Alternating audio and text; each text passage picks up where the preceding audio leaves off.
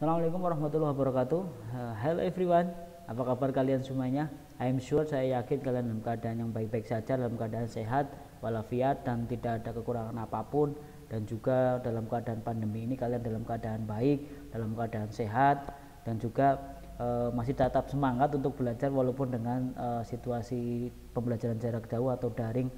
Seperti yang saya sampaikan minggu lalu, materi yang saya sampaikan kepada wali kelas kalian, melalui wali kelas kalian sudah sampaikan di grup kelas mungkin. Ini saya meneruskan materi minggu lalu, yaitu terkait dengan prosedur teks. Ya oke. Bersama saya Bapak Sadun Muzakir. Setelah ini akan saya jelaskan apa itu sih materi prosedur teks, walaupun saya sudah berikan melalui materi dalam bentuk foto yang saya berikan kepada wali kelas kalian, tetapi secara penjelasan kan kalian belum mendapatkan. Nah, dalam video ini saya mau menjelaskan. Oke, let's enjoy my video. Prosedur teks. Nanti di sini akan saya jelaskan tentang definition atau pengertian prosedur teks, kemudian language feature atau unsur kebahasaannya, kemudian selanjutnya ada generic structure and example. Jadi struktur teksnya dan juga contohnya. Ya. Yang pertama ingin saya jelaskan adalah terkait dengan apa sih prosedur teks. Prosedur teks is a text that explain how people make or do something step by step. Ya, saya ulangi lagi. Prosedur text is a text that explain how people make or do something step by step. Artinya apa? Prosedur teks itu adalah teks yang menjelaskan tentang bagaimana orang-orang membuat atau melakukan sesuatu dengan langkah-langkahnya. Saya ulangi lagi. A procedure text is a text that explain how people make or do something step by step. Prosedur adalah teks yang menjelaskan tentang bagaimana orang-orang yang membuat atau melakukan sesuatu dengan langkah-langkahnya. Jadi prosedur teks itu teks yang digunakan untuk menjelaskan tentang membuat sesuatu atau melakukan sesuatu, gitulah. Begitu ya. Paham ya? Bisa dipahami? Oke. Itu pengertiannya tadi. Selanjutnya, language feature, unsur kebahasaannya. Ini ada 3 yang sering digunakan unsur kebahasaan dari yang namanya prosedur teks. Yang pertama itu prosedur teks itu menggunakan imperatif. Apa sih Pak imperatif? Kata kerja perintah.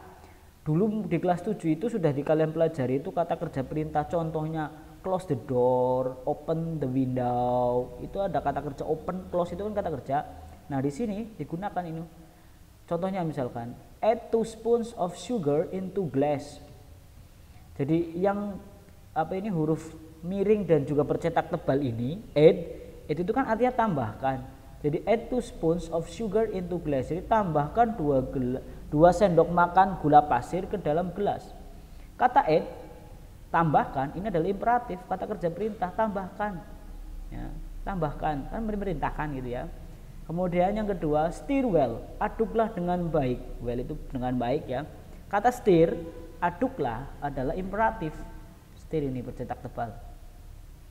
Terus selanjutnya, wait for 10 minutes, tunggu sekitar 10 menit. Kata wait yang bercetak tebal dan miring ini adalah imperatif. Artinya apa? Wait, tunggu.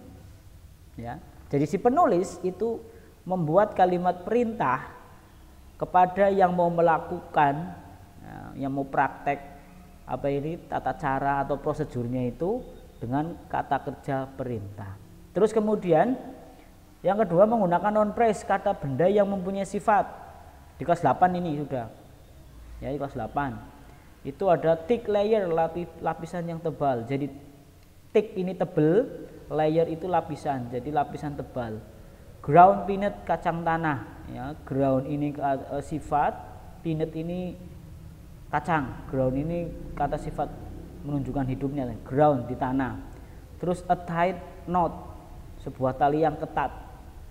Tight itu ketat, knot itu tali. Ya, jadi tali yang ketat. Tight itu kata sifat. Jadi kalau noun phrase itu kata benda yang mempunyai sifat. Terus selanjutnya ada adverb of manner, kata keterangan cara. Tadi sudah ada well itu dengan baik. Ini ya, well dengan baik, kemudian tightly dengan ketat, thoroughly dengan teliti, carefully dengan hati-hati. Ini unsur kebahasaan yang biasanya dipakai di prosedur teks. ya. Jadi ini ada biasa digunakan eat, tambahkan, ya, kata kerja add 2 spoons of sugar into the glass, tambahkan 2 sendok makan gula pasir ke dalam gelas. Nah, add-nya ini adalah kata perintah. Kata perintah ciri khasnya itu mesti verb 1. Ya. Ini kan add verb 1, stir verb 1, wait verb 1, seperti itu. Oke ya, ini language-nya, unsur kebahasanya. Jadi pahami? Oke, saya kira bisa lah. Ya, saya kira bisa, kemudian bisa pahami. Saya lanjutkan ke slide yang ketiga, adalah terkait dengan generic structure and example. Jadi struktur teks dan contohnya. Perlu kalian ketahui, generic structure dari procedure text itu ada 3 di sini. Generic structure ini generic structure ya. Yang saya tunjuk ini generic structure. Generic structure yang pertama itu ada aim, goal, or title. Jadi artinya aim, goal itu artinya tujuan, title itu judulnya, ya, judulnya. Ya. Terus yang kedua itu materials, bahan-bahan dan juga alat-alat yang digunakan, itu materials atau bahan-bahan atau alat yang digunakan. Selanjutnya ada steps atau langkah atau prosedurnya. Nah, saya kasih contoh di sini, saya pasangkan langsung dengan contohnya. Generic structure, aim pertama, judul atau goal, tujuan, ya, atau title-nya. Ini how to make a glass of pineapple juice. Cara atau bagaimana cara membuat segelas jus nanas. Nah, jadi ini kan ini apa? Judulnya how to make a glass of pineapple juice, itu adalah aim, ini adalah goalnya, ini adalah titlenya ini, sorry. Ini ada tujuannya, ini membuat sebuah jus nanas. Jadi bagiannya itu ada 3. Yang pertama ini judul atau tujuannya, harus ada ini. Ya. Cara membuat nasi goreng, cara menyalakan televisi boleh, seperti minggu lalu saya sudah berikan itu. Cara apa lagi? Membuat perahu kertas, itu juga prosedur. Terus yang kedua, materials atau bahan-bahan. Ini dalam membuat jus nanas, ini ada 1 pineapple buah nanas, 2 tablespoon of sugar, 2 sendok makan gula, terus kemudian sweetened condensed milk, susu kental manis, and ice cube, es batu. Nah, ini materialnya atau bahan-bahannya. Terus kemudian yang ketiga steps, langkah-langkahnya. Langkah-langkahnya ini dari awal, biasanya dari awal sampai penyajian atau sampai selesai yang namanya prosedur itu. Pertama itu ada first prepare blender. Ya, first prepare a blender. Pertama, siapkan blender. Oh iya, saya sampaikan. Ciri khas prosedur itu paling kelihatan itu lagi, paling mencolok itu satu, dia menggunakan urutan.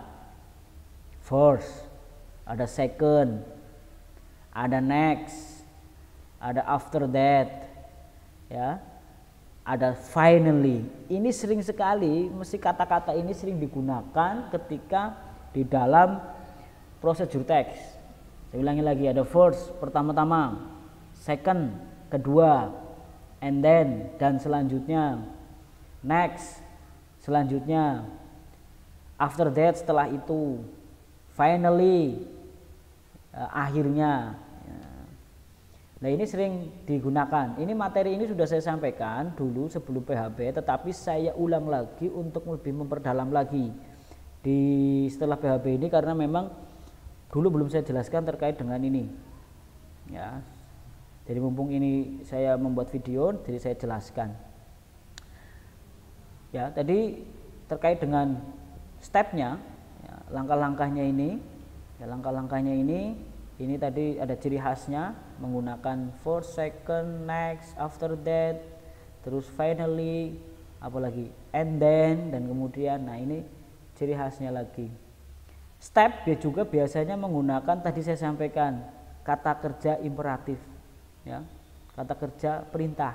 Contohnya prepare, siapkan, terus cut the pineapple, potong nanas, itu juga imperatif. Turn on the blender, nyalakan blender, kemudian add sugar and ice cube, tambahkan gula dan es batu, itu kan kata perintah, seperti itu.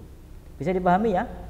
Prosedur teks itu ada 3 generic strukturnya atau strukturnya, ada goal, aim atau title, tujuan, judul, kemudian ada material, bahan-bahan atau alat-alatnya, terakhir ada step atau langkah-langkahnya.